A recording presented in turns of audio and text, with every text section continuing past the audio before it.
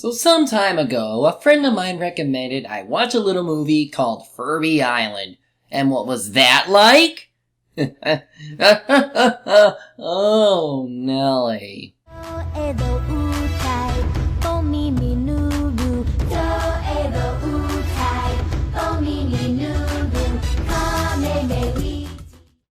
I suppose it's only natural I tell you all about what exactly Furbies are. I mean, you might know them, but just in case, Furbies, who remind me of Baby Moonkin but without arms, were a popular fad toy of the late 1990s, brought to us by Tiger Electronics before being taken by Hasbro in 2005. At the time of their initial release, people bought them because of their ability to learn English and even talk with other Furbies. They were alright. I remember owning one, but like most fad toys, they eventually faded away from interest for whatever was coming out next. It's just one thing after another with toys. They say kids will really love them forever, but then they get bored and either forget about the last thing they bought or turn them into memes years later. Even now, people are still memeing these things, all thanks to revivals and social media. But toys are one thing, video media is another, and in 2005, when Hasbro took over the license, they, along with Buzzy Productions, made the first ever Furby movie. While most of the, now considered rare, DVD cases have Furby enlarged on the cover, the film is considered to be called Furby Island. As far as cast and crew go, well, it's not exactly an all-star production. The director, Nick Woolfolk, only directed one other thing, an episode of No One Knows Best, and he's mostly worked in lighting design for most of his career. Most of the actors present have either worked on one or two projects, including this one, and others might have succeeded in other works. But otherwise, don't expect anyone you actually like to appear in this or anything after. But hey, knowing this movie might not be good, it could still be entertaining. After all, it's based on a toy that got revived twice. There has to be some fun from this. Well, you'd be wrong. Let me show you what can happen in only 45 minutes. Ah, good old CGI. The very plastic and cheap kind that you can only find in, like, most toy brand programs. Only it feels even worse here. Like in a Barbie movie at around this time. They still look plastic, but there's still signs of some proper facial expressions. It's not completely uncanny, but then here... Did you hear that, Ty? What? Not that quack again. Why don't you get some real friends and watch a real show? Ugh. It just feels stiff in most cases, and really hard to look at. And it's not helped either that these kids are really bratty. My friends are real, and besides... Dr. Conquest is going to try and find the legendary Tortizard. A quack? I have never heard of a Tortizard. Not surprising.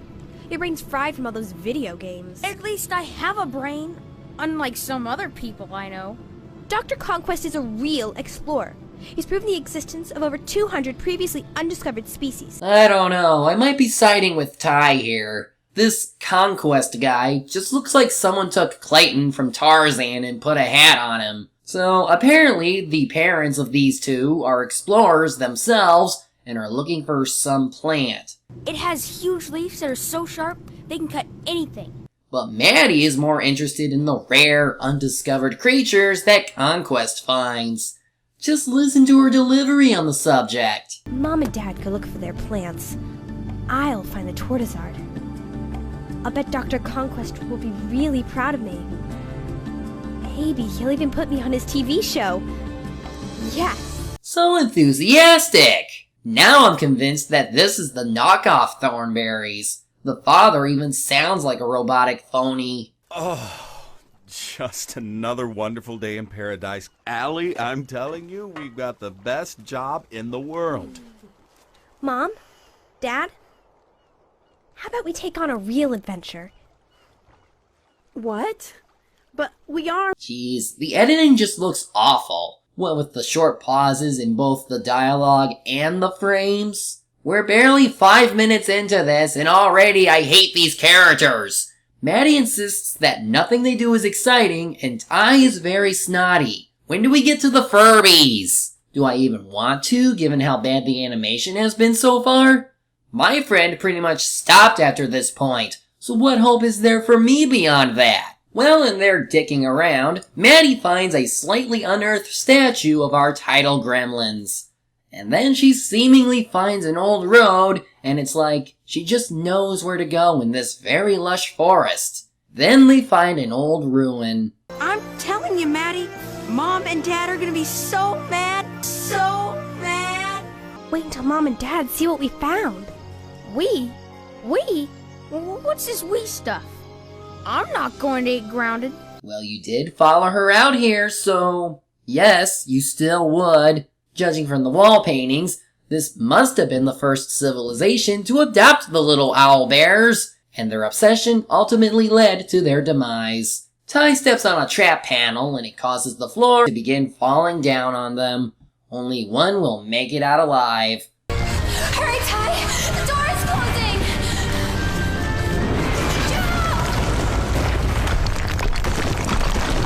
closing! Oops, did I say only one? I mean, they both die. Okay, no. Well, even if she could move the rocks, no way she can open the door. Time to get Mom and Dad. Maddie? Don't you dare leave me in here! Maddie? No!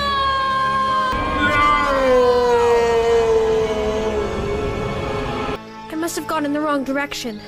Where are Mom and Dad? Where's the plane? Where's Ty? You know where Ty is. He's still in the temple, you idiot! Well, at least she admits it's her fault. But what's she gonna do now? Who are you? Ka-elo. You talk. Wow. This is incredible. I think a better reaction would be, ah! What's an elo? Elo. It can read minds? That's terrifying! Not only that, but they can teleport and change color in between shots. I'd say they're hungry for human flesh, but they probably want to wait till they have enough to feed their entire village. So they lead her back to the temple and wait, he's already out? Believe you left me in that dark cave. But how did you get... Wouldn't you like to know? Yes, I would! How did you, an even younger child, get through all that rock and stone? How'd you get the door to open? He doesn't see the Furbies that would have been in front of him until after he trips again. Unless something is on screen, it doesn't exist. Then, just to add on the fact this movie has no real plot yet, Ty has a goof off with one of the little creatures.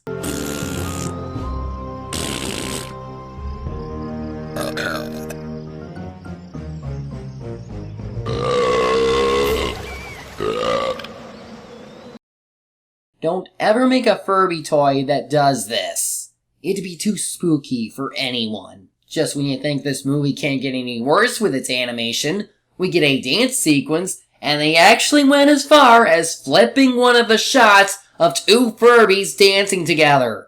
Not once, but twice. I now have to apologize to Disney's Robin Hood for reusing old stock animations, since there they at least had to redesign the characters. Here, they do nothing. Nothing but flip things around. As for this scene, it's meant to show how cute and adorable these things are. They really want to sell you on the thought of owning one as a toy.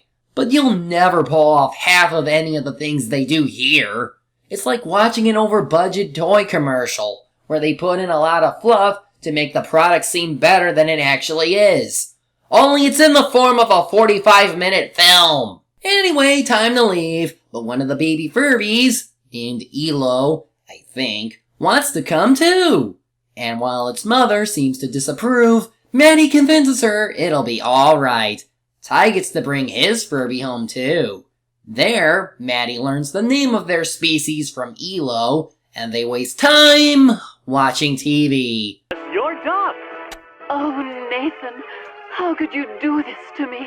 Spudmaster is the perfect tool to smash your spuds. Smash your spuds! Smash your spuds! Sure, they're learning to speak English because of it, but all this does is waste everyone's time. Mom and Dad finally make it home, the Furbies decide to hide, and Maddie has stress all of a sudden. Maddie, something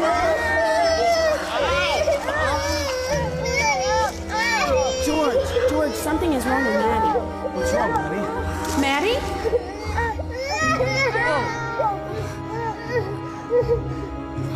Get the first aid kit, George. All this happened because they didn't want to be shown, so they conveyed it through her? Well, the creatures are gone, and unfortunately, the parents suspect that they went off without their permission, which means they get in trouble. No, Dad. We just hung around outside all day and watched some TV, did some homework, Smooth. We see Elo leave, only to come back while the parents are talking about Maddie's health, and suddenly she's going to sleep with Maddie. I just don't know. If this is meant to show that Furbies relieve stress and can be a comfort toy, they're really not doing a good job.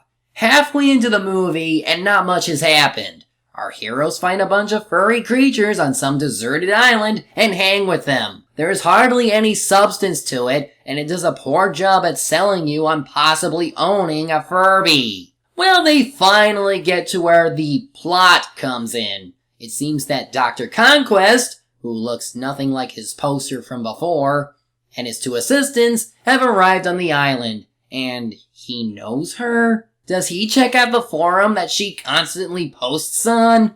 Must be, because he knows where the Furby is, and her earlier post brought him here. But now, since it seems Maddie and Elo share a mental link with each other, she starts to notice that he has cages set to capture the Furbies. But she doesn't seem to realize it yet. Dr. Conquest, the Furbies are truly amazing. They live in a family colony together, and they all sing and dance and play. Really? All of them? Well, my young conquering hero, time's a-wasting. Lead me to this Furby paradise. How is my acting?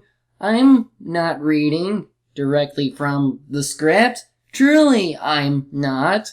Nobody knows about the Furby but me, and I've been looking for him for 20 years. 20 years? What are you, Charles Muntz? Was your obsession too much for you? And now for a terrible case of misdirection. To them, all right? Elo! No! Yes.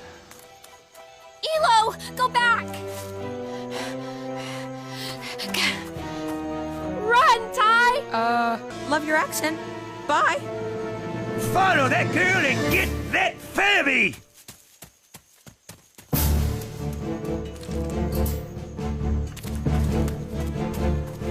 This is a fine mess you've gotten us into, Maddie. What the hell was that? So, when they first hear Elo, they were looking toward the camera. But then afterwards, Maddie did a 180 and suddenly, that's where Elo is. Then, after Ty went slightly toward the direction of the camera, and the bad guys chase after where Maggie went, we soon see Ty caught up to her, but from the right instead of her left? Assuming she's been running in a straight line this whole time, how did they all get to this point? Well, you got me. By all accounts, it doesn't make sense. We should get Mom and Dad. No! There's not enough time. I'm responsible for bringing Conquest here, and I'm going to get him to leave without any Furbies. She's staring into my soul. So, it looks like Conquest found the village, but can't find the Furbies. So he leaves, and Maddie and gang show up, just so Conquest can come back and say, "We're back!" with that creepy-ass smile. And what we have is a sequence that's... the kids can't stop the adults. Ty tries getting help but gets caught, Maddie tries distracting two of them while Elo frees some of them, and then as Maddie is running away, Conquest is in front of her because he left the area for a moment. And then they try to dogpile her, and Elo gets crushed. Elo!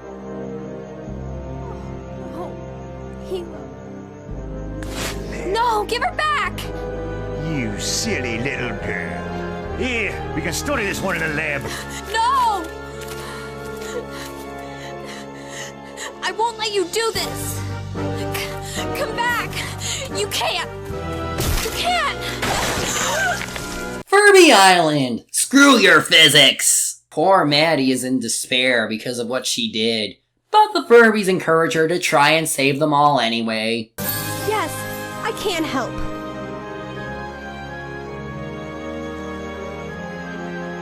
The razor philodendron. That's the plant that Mom and Dad. Thank you, Mom and Dad. Thank you for telling me about a plant. And that's it.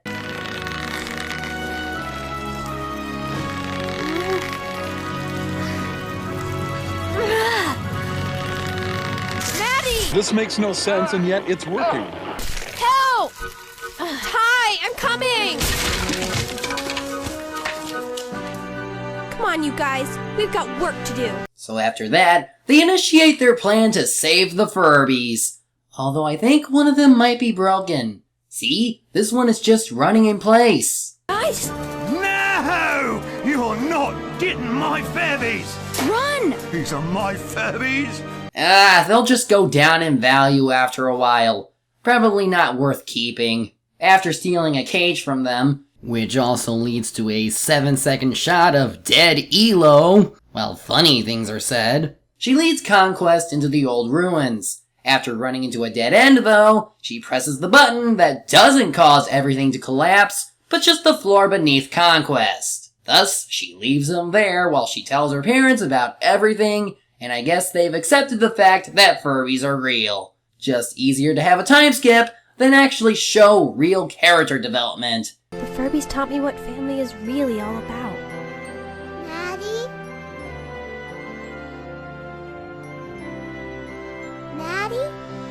Elo? Family. Yes, Elo. We're all family. You know they aren't going to be able to hold Conquest for long. I know. That means he'll be coming back for the Furbies. I know. That means our family just grew by 100 or so. We'll have a Furby plantation where our population can roam. And I'm not kidding. The credit scene implies there are more places the Furbies live, and they're going to find them all. We aren't gonna let anything happen to your friends, Elo. Mom? Dad? We have a lot more stops to make.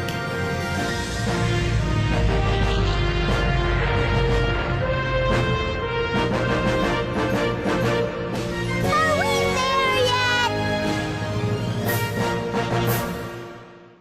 Well, this certainly was a surprise.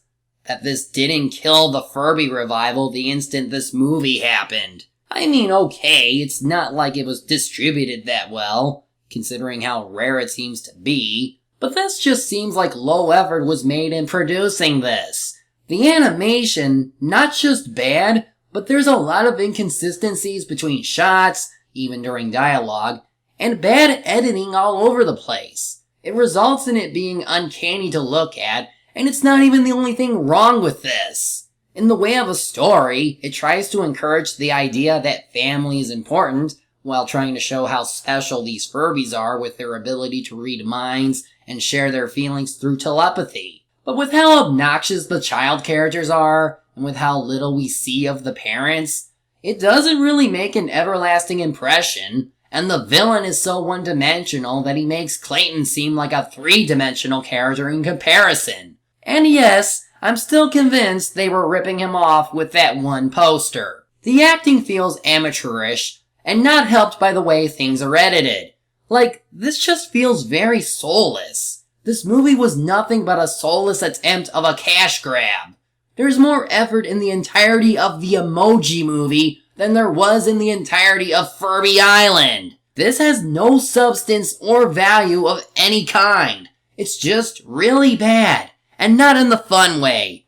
The corny PSAs are more fun to do than this. And apparently, there is talks of another Furby movie in the works. However, the Weinstein Company, which was going to produce it, went into bankruptcy due to what Harvey Weinstein was doing with his employees.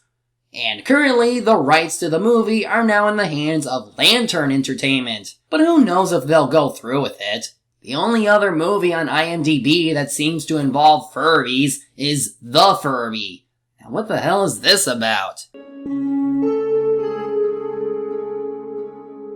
Hey, I asked you a question. I asked you one.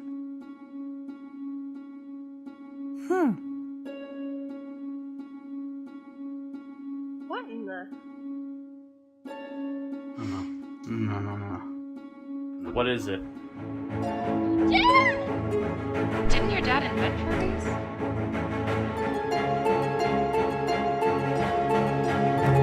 What do you want?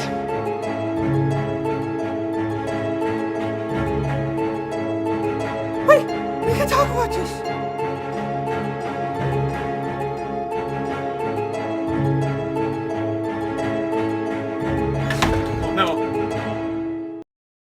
Do I review this?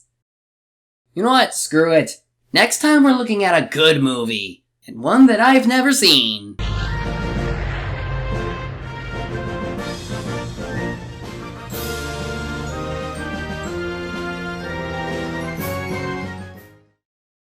It's time to play Press Your Dot. I come to make an announcement. Shadow the Hedgehog's a bitch-ass motherfucker. He pissed on my fucking wife. That's right. He took his hedgehog's fucking spilling dick out and he pissed on my fucking wife.